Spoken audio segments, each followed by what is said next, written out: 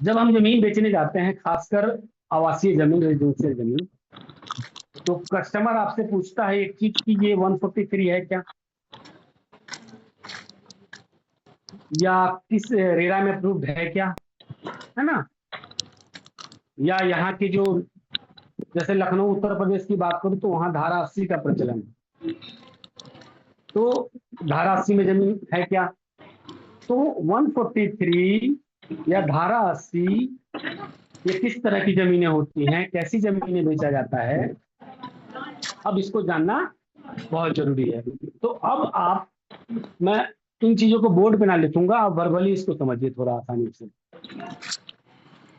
Real estate में जब भी आप जमीन लेने जाते हैं, तो जमीन जो है, भूमि अधिनियम के होता क्या है कि 143 1950 में इसको लाया गया था, इस धारा को।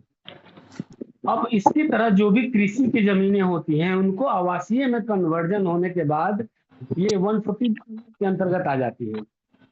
ये धारा 1950 में बनाई गई थी, ठीक है।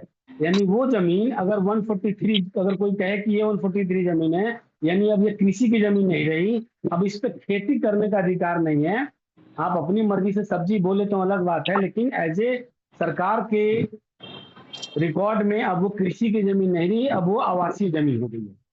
अब उस पर घर आप बना सकते हैं या आवासीय में इसको बेच सकते हैं, ठीक है।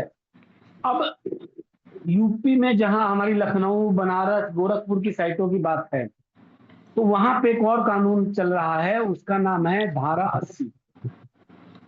और ये सिर्फ और सिर्फ अभी मेरे नॉलेज में जो है वो उत्तर प्रदेश में ही है। अब ये है क्या धारा 80, हमारी जितनी भी साइटें हैं अभी धारा 80 में है। 143 में कुछ प्लॉट होंगे, अगर वो प्लॉट 143 में होंगे तो आपको खारिज दाखिल नहीं होंगे। तो इसका ध्यान रखिएगा, जब भी आप कोई साइट बेचने जा रहे हैं तो एक बार कंफर्म कर लीजिएगा उस प्लॉट को कि ये 143 में है या धारा 80 में है। वर्तमान में 2006 में इस कानून को लागू किया था, धारा 80, और ये 143 की जगह धारा 80 ने अभी जगह ले लिया है, ठीक है। अगर आपको कोई भी कृषि का जमीन है और आवासीय में कन्वर्जन है, या औद्योगिक या इंडस्ट्रियल एरिया में आप करने जा रहे हैं, तो उसको धारा 80 के अंतर्गत आपको आवेदन करना पड़ता है, अगर कृषि से आप आवासीय में या इंडस्ट्रियल जमीन को डेवलप करने जा रहे हैं तो। अब धारा 80 में जो जमीन होगी, वही जमीन खारिज दाखिल होगी, और ये पावर आपको एसडीएम के अंतर्गत उसी ऑफिस में हो जाता है, ठीक है। तो धारा 80 में उत्तर प्रदेश की जो भी मैक्सिमम जमीनें, खासकर लखनऊ की बात कर रहा हूँ, बनारस की बात कर रहा हूँ, तो वहां पे जमीनें धारा 80 उत्तर प्रदेश में चल रहा है, और उसके अंतर्गत ही अगर आपकी जमीन 143 है तो आप खारिज दाखिल नहीं करा सकते हैं, उसको धारा 80 में कन्वर्ट करना होगा, और तभी वो खारिज दाखिल होगा। और हमारी साइट जितनी भी हैं मॉडल की, वो धारा 80 में जमीनें आपकी हैं, ठीक है, लखनऊ की खासकर साइट जो है। और ये इंपॉर्टेंट पॉइंट था जिसका जानना बहुत जरूरी था। अब आता है आपका कि धारा 80 और खसरा, ये सारी चीजें, खतौनी क्या होता है, तो ये बहुत इंपॉर्टेंट है, इसको जानिए। मैं थोड़ा सा इसको लिख के लाया हूँ क्योंकि ये बहुत थोड़ा डिटेल में है, ठीक है, तो इसको लिखते जाइएगा। धारा 80 जो है वो पूरे धारा 143 भूमि का आवासीय व्यवसायिक उपयोग में बदलने के लिए था। खसरा में हम खेत या भूमि का रिकॉर्ड और डिटेल्स देखते हैं। खतौनी में भूमि के मालिक का नाम और उनके अधिकारों का रिकॉर्ड, ये सारे आपको खतौनी मिलता है। मोटेशन वगैरह में खरीद के बाद मालिक का नाम, यानी कि खारिज दाखिल होने के बाद राजस्व में वो रिकॉर्ड में हो जाता है। और जो बैनामा या सेल डीड आप बोलते हैं, वो होता है खरीद संपत्ति जो हम खरीदते हैं उसका कानूनी दस्तावेज, ठीक है। रजिस्ट्री जो होती है बैनामे का मतलब, जो हम बैनामा कराते हैं पर जो आपकी जमीन, वो सरकारी पंजीकरण, इसको समझिए एक रजिस्ट्री होता है। जमाबंदी, जमाबंदी का मतलब होता है भूमि का राजस्व रिकॉर्ड जहां से वो लागू होता है, यानी कि आपका रिकॉर्ड, पूरा पुराना रिकॉर्ड जो होता है, जमाबंदी आपके नाम पे नहीं, वो पुराने रिकॉर्ड देखे जाते हैं। रेरा, जिसको लेके काफी ज्यादा मार्केट में रहता है कि रेरा अप्रूव है कि नहीं, रेरा अप्रूव की नहीं। रेरा एक तरह से सिस्टम बनाया गया, इसकी डिटेल में बताऊंगा आपको अभी। स्टाम्प ड्यूटी लगता है, जैसे आप करते हैं कि सर ये इतना पैसा लग गया रजिस्ट्री में, किस किस चीज में लगा, तो आपको वहां पे कुछ चीज होती है, जैसे स्टाम्प ड्यूटी होता है। स्टाम्प ड्यूटी जो आप खरीदते हैं जमीन, वो लगता है अकॉर्डिंग टू जो आप वहां पे सेल डीड दिखाते हैं अमाउंट। जैसे अब स्टाम्प ड्यूटी में भी दो तरह का होता है। उसमें होता क्या है कि जब भी आप रजिस्ट्री कराने जाते हैं तो उसमें दो अमाउंट मेंशन होता है। एक होता है विक्रय मूल्य, जो आप पैसा देते हैं पार्टी को, जो मेंशन कराते हैं, और दूसरा होता है मालियत रेट, यानी उस जमीन की मूल रेट जो सरकारी रेट चल रही है। अब यहाँ पे रजिस्ट्री का किसी का खर्च, अगर मान लीजिए कोई एक प्लॉट रजिस्ट्री कराने लखनऊ का जा रहा है और उसका सर्किल रेट 10 लाख रुपया है उस प्लॉट का, लेकिन कंपनी का जो सेल रेट है वो 15 लाख है। अब इसमें दो कस्टमर रजिस्ट्री कराने गए, एक ने 15 लाख रुपए पूरे पैसे अपने ऑनलाइन ट्रांजैक्शन किए, और एक ने क्या किया कि 10 लाख रुपए ऑनलाइन ट्रांजैक्शन किया और 5 लाख रुपए ब्रांच में कैश डिपॉजिट करा दिया। तो जब आप रजिस्ट्री कराने जाएंगे तो आपको मिनिमम तो जो आपका सर्किल रेट है वो तो उस पर आपको स्टाम्प ड्यूटी देना ही देना पड़ेगा।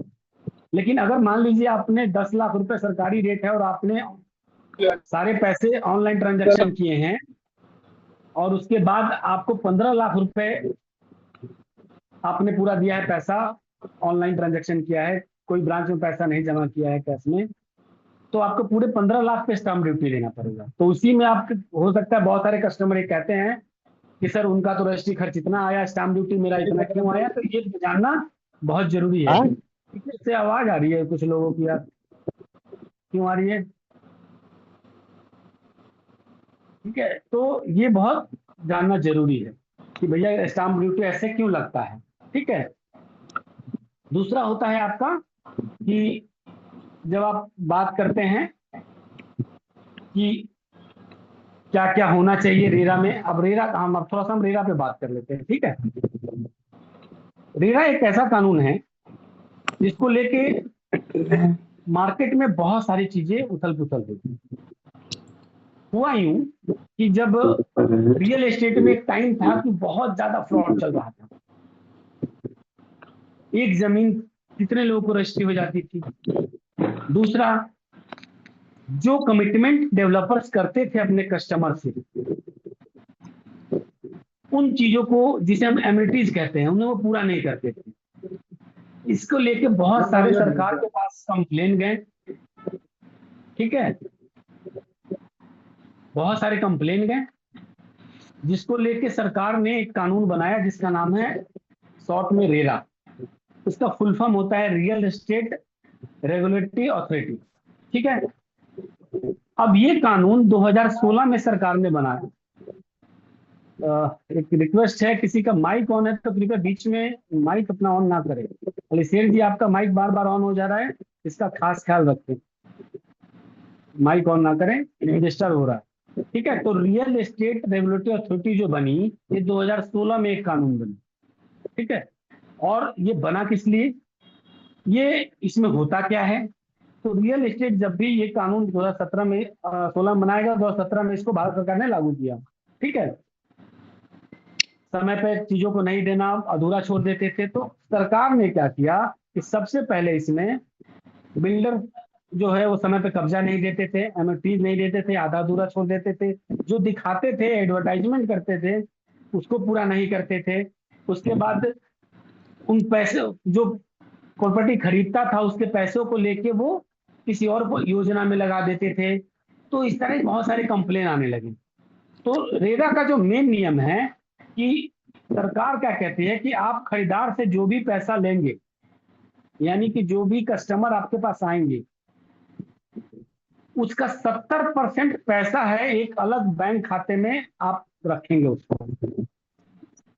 मतलब जिस साइट के नाम पे आपने रजिस्ट्रेशन कराया है, जिस कंपनी के नाम पे आपने उस साइट को डेवलप कर रहे हैं, उसका एक अलग से अकाउंट बनाएंगे। उस साइट का आप किसी और साइट से पैसा मिक्स नहीं करेंगे। या आपने 4 साइट पे एक ही कंपनी के नाम पे बना रखा है तो किस तरह से उसको मैनेज, आपको अलग अलग अकाउंट बनाना पड़ेगा। और मैं इसलिए बता रहा हूं कि ये ऐसा ही पंगा, हम ऐसा ही जो केस हुआ है हमारे पटना की साइट में हुआ है जिसकी वजह से चीजों में थोड़ी सी दिक्कत आई, तो अलग से उसके अकाउंट बना के डेवलप करना है उसको। ठीक है, तो पहला 70% पैसा आप अलग अकाउंट में रखेंगे, और जो आपने टाइम दिया है उस टाइम पे उस चीजों को पूरा करेंगे। कोई भी खरीदार, जो भी आप जमीन खरीद रहा है, जो भी आपकी प्रॉपर्टी खरीद रहा है, वो रेरा में जाके आपका कंप्लेन कर सकता है। ये एक ऐसा कानून बनाया गया रेरा को लेकर। ठीक है, ये सारी चीजें जो होती हैं, और वहां पे जो अगर कानून तोड़ता है, जो टाउनशिप जो कंपनियां तोड़ती हैं, उन पे कानूनी एक्शन भी होता है। दूसरा, जो भी वो साइट डेवलप करते हैं, उसकी कुछ परसेंट जो जमीनें हैं वो रेरा अपने अंडर में रहती है। वो जब तक जो भी आप एमिनिटीज आप डेवलप नहीं करके देते हैं, तब तक वो उनके कब्जे में रहता है, क्योंकि कल को कुछ ऐसा ऊपर नीचे हुआ तो उस जमीन को बेच के वो उसकी रजिस्ट्री कर सके। ठीक है, तो ये सारी चीजें होती हैं रेरा को लेकर। समझ में आ गया? अब आते हैं उन चीजों पे जिसके लिए हम इतने देर से समझ रहे हैं चीजों को। अब आइए मोरल की टाउनशिप की।